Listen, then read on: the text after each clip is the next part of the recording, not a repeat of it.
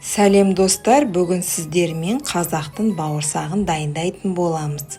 Алдымен ыдысқа жылы сүт, қант, майонез, ашытқы және тұз қосып жақсылап араластырамыз.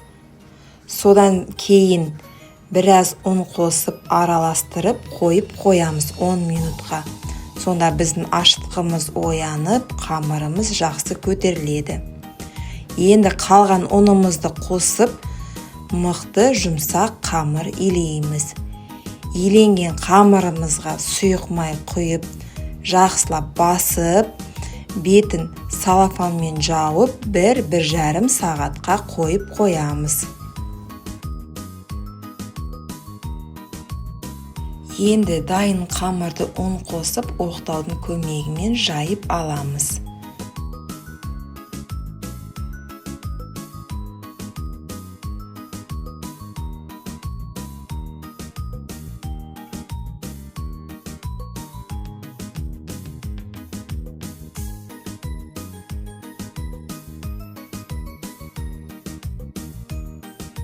Енді қызып тұрған майға бауырсағымызды қызарғанша пісіріп аламыз.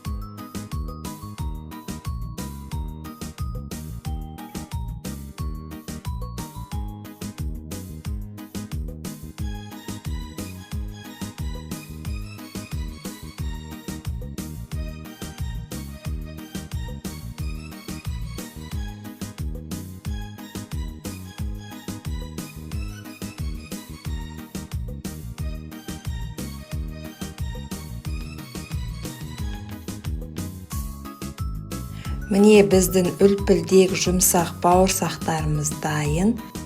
Достар, егерде видео рецепт ұнаса, лайк басып, арнама тіркелуді ұмытпаңыздар.